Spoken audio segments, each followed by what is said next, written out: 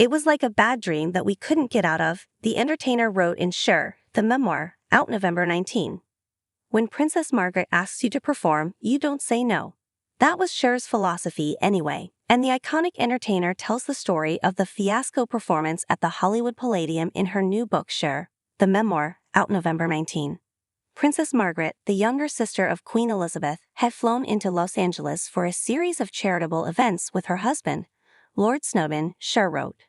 Having read all about us in the English press, the princess invited us to perform at the Hollywood Palladium, Cher continued, alluding to herself and Sonny Bono, who performed as the duo Sonny and Cher, and were also then husband and wife. This came as a surprise because the old guard either had no idea who we were or thought we were freaks, she wrote. It boggled the imagination how much that wasn't our audience. The best that could happen is we lived through it. Cher wrote that she and Sonny didn't want to accept the offer to perform, but we couldn't say no to Princess Margaret. I think we were wearing white outfits, but we should have been wearing camouflage, she added. The whole event was a fiasco. Frank Sinatra, who was supposed to introduce Sonny and Cher, dropped out at the last minute, so Bob Hope introduced them instead, the performer recalled. The event started late, there was no stage, so we stood on the dance floor, she remembered, and to top it all off, Princess Margaret had laryngitis.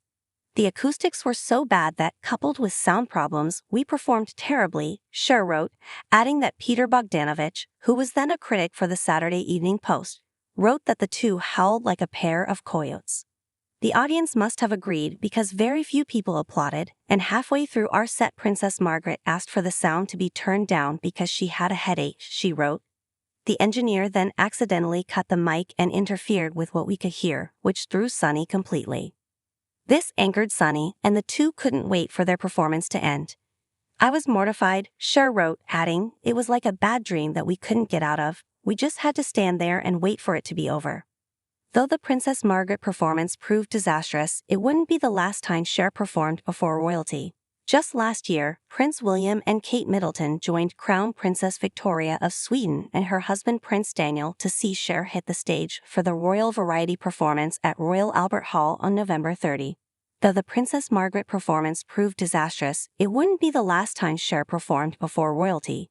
Just last year, Prince William and Kate Middleton joined Crown Princess Victoria of Sweden and her husband Prince Daniel to see Cher hit the stage for the Royal Variety performance at Royal Albert Hall on November 30.